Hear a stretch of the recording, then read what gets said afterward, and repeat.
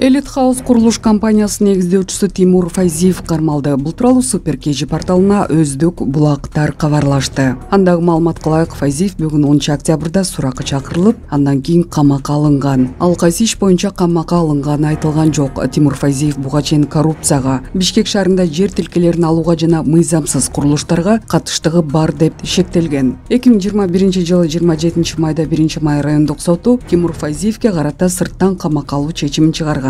Андан кийин аскер прокуратурасы Тимур Файзиевке издөө жарыялаган. Кийинчерээк ишкер өлкөдөн сыртка чыгып, кайра кайтып келгени кабарланган. Андан соң башкы прокуратура Тимур Файзиевдин баш коргоо чарасын өзгөрткөн. Жалал-Абадта Назарбек Шералиев кылмыштуу чөйрөнүн идеологиясын колдобой тургандыгын айтты. Бүгүн 10 октябрда Жалал-Абад облустук милициясы Назарбек Шералиев кылмыштуу чөйрөнүн идеологиясын колдобой тургандыгын билдиргенин маалымдады. Ага Жалал-Абадта Ош шаардык ички иштер башкармалыгынын кылмыш иликтөө бөлүмүнүн кызматкерлери профилактикалык иштерди жүргүзгөн. Кылмыштуу чөйрөдө орду чоң болгон, мурда бир нече жолу оор кылмыштар менен соттолгон Жалал-Абад шаарынын тургуну 1991-жылы туулган Назарбек Шералиев Камча Санбектин Көлбаев идеологиясын колдобой тургандыгын билдирди. Ал мындан ары Кыргыз Республикасынын мыйзамдарына баш ийип жашоого, эгерде мыйзам бузса, жоопкерчилик тартууга даяр экендигин айтты деп айтылат маалыматта. Мен Шералиев Назарбек Кучкарбаевич 1990-жылы туулган.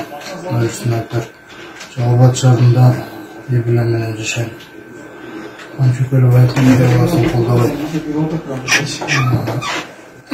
баш тартам. Кыргыз Республикасынын мыйзамдарын бузсам, Кыргыз Республикасынын мыйзамдарына жооп берем. Жогорку кеңештин мурдагы депутаты Мадина базарынын ээси Турсунтай Салимов Кремтөбөл Камчы Кулбаевдин ишине байланыштуу кармалган 20 адамдын бири. Бул тууралуу атайын кызмат билдирүү таратты. Маалыматка караганда, урматтуу Москва шаарындагы мекендештер, Умбем клиникасы төмөнкү кызматтарды сунуштайбыз. Педиатр, гинекология, стоматология, неврология, хирургия, кардиология, лор, УЗИ жана башка. Андан тышкары массаж жана бардык лабораториялык анализдер. Толук маалымат +7 925 103 22 77. Биздин дарек Москва шаары, метро Нахимовский проспект, Сивашская 7, корпус 2. Сиздин ден соолугуңуз биздин камкордук.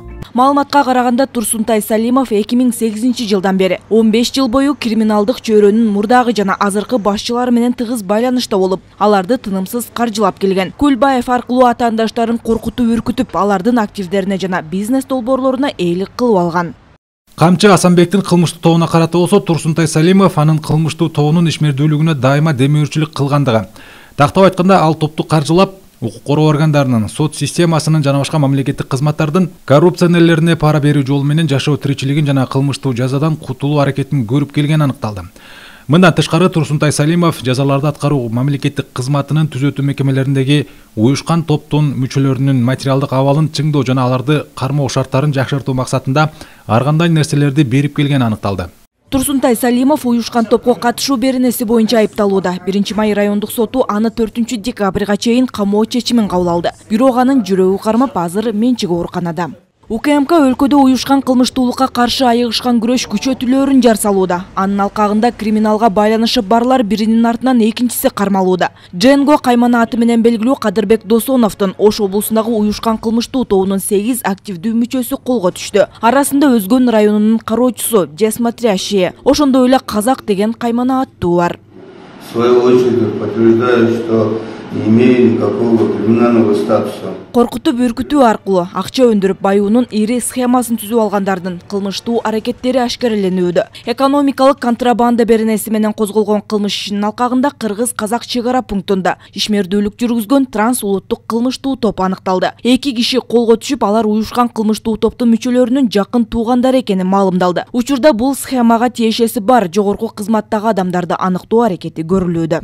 Биринчи эле жыйналышта айткан президенти Садыр Нуркожоевич, биз түп тамырынан ошол бандиттерди, ошондой уюшкан кылмыш топторду жок кылабыз, жоготобуз, андай болбош керек, укуктук мамлекетте укуктун үстүмдүгү болуш керек деп келатат. Канча бизнесмендер кетип калган, канчасы ыйлады, канчасы какшады, канчасы укук коргоо органдарга ошондой арыздарына кайрылса, биздин укук органдар тийиштүү деңгээлде жумушту алып барган жок. Анткени ошондой уюшкан кылмыш топтору менен биргеликте жумушту алып барган. Буларчы азыркы күндө мына бул жагынан түп тамырынан жок болуп атат. Бул биринчиден ошол инвесторго тартууга жол ачат. Инвестиция демекчи инвестор бизнести тоной турган эмес, коргой турган гана өлкөгө келет. Ал үчүн мамлекеттик механизмдер жетиштүү. Өлкө башчы Садыр Жапаровдун дагы эң алгачкы 2 жарлыгы бизнеске шарт түзүүгө багытталганы жөн жеринен эмес. Түзгөн өндүрүштөрү, бизнестери эч бир жабыр тартпайт, бирөө тартып албайт деген өлкөгө келишет да.